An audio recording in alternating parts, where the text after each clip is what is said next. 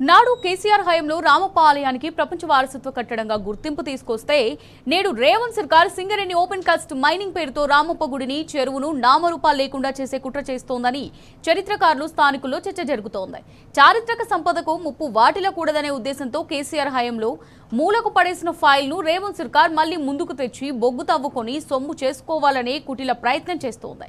ఇదే జరిగితే sand box టెక్నాలజీతో నిర్మితమైన రామప్ప గుడి, దాన్ని ఆనుకొని ఉన్న చెరువు ఉనికికి ప్రమాదం వాటిల్లుతుందని సర్వత్రా ఆందోళన వ్యక్తమవుతోంది.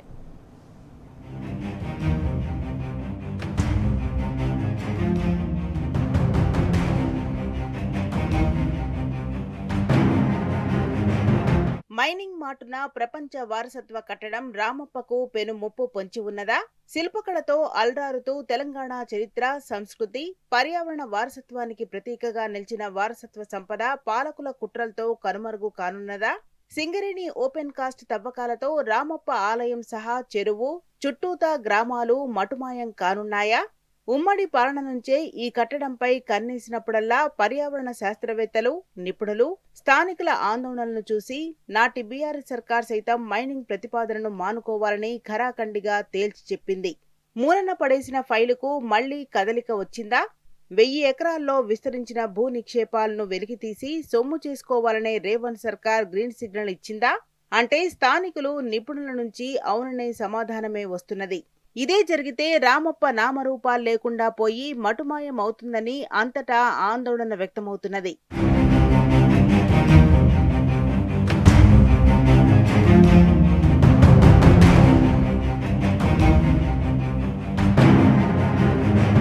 నాడు కేసీఆర్ హయాంలో రామప్పకు ప్రపంచ వారసత్వ కట్టడంగా గుర్తింపు తీసుకొస్తే నేడు రేవంత్ సర్కార్ సింగరేణి ఓపెన్ కాస్ట్ మైనింగ్ పేరుతో రామప్ప గుడిని, చెరువును నామరూపాలు లేకుండా చేసే కుట్ర చేస్తోందనే ఆందోళన వ్యక్తమవుతున్నది. ములుగు జిల్లా వెంకటాపూర్ మండలంలో భూమి పొరల్లో దాగిన బొగ్గు నిక్షేపాలను వెలికితీసి సొమ్ము చేసుకోవాలనే సింగరేణి ఆలోచనకు రేవంత్ సర్కార్ గ్రీన్ సిగ్నల్ ఇచ్చిందని స్థానికంగా విస్తృత స్థాయిలో చర్చ సాగుతున్నది. అదే గనక జరిగితే రామప్ప గుడి, ఆ గుడిని ఆనుకొని ఉన్న చెరువు తీవ్ర ప్రభావానికి గురయ్యే ప్రమాదం ఉన్నదని భూగర్భ శాస్త్రవేత్తలు, పర్యావరణ నిపుణులు ఆందోళన వ్యక్తం చేస్తున్నారు.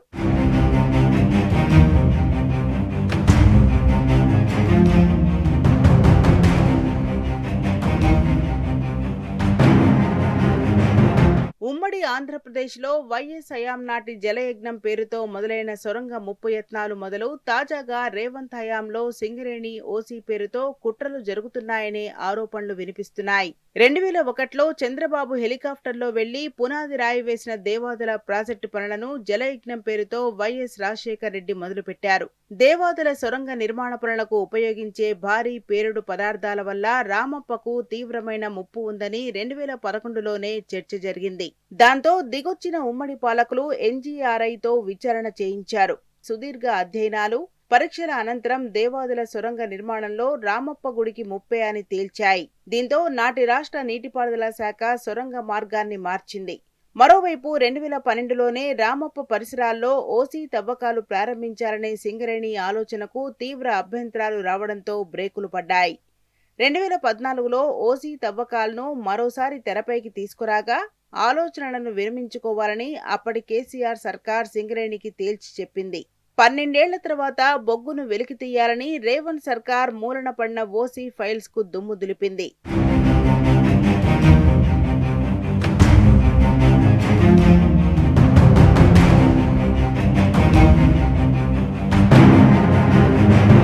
ములుగు జిల్లా వెంకటాపూర్ మండలం పాలంపేట శివారులో సహజ సిద్ధమైన వరాలగుట్ట, వానగుట్ట 2 కొండల కేంద్రంగా రామప్ప చెరువును కాకతీయులు నిర్మించారు. కాకతీయుల అద్భుత ఇంజనీరింగ్ ప్రతిభకు ఈ చెరువు తార్కాణం. 100 ఏళ్ల క్రితం నిర్మించిన ఈ చెరువు భూగర్భంలో చాలా మార్పులు వచ్చినట్లు నిపుణులు గుర్తించారు.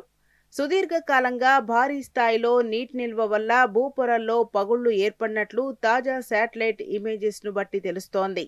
అలాగే రామప్ప చెరువుకు కట్ ఆఫ్ ట్రెంచ్ లేకపోవడం కూడా చెరువు అంతర్భాగంలో బలహీనపడటానికి కారణంగా కనిపిస్తున్నదని నిపుణులు అంటున్నారు.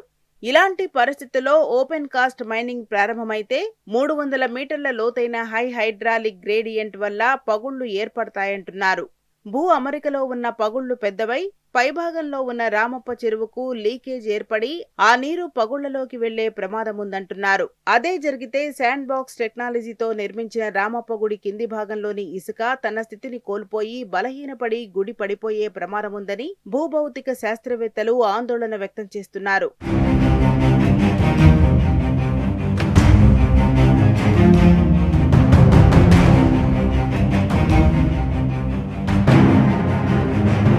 మూడు 300 మీటర్ల లోతుండే ఓపెన్ కాస్ట్ మైన్ ఎత్తులో చూస్తే 100 అంతస్తుల భవనం నిర్మిస్తున్నట్టు.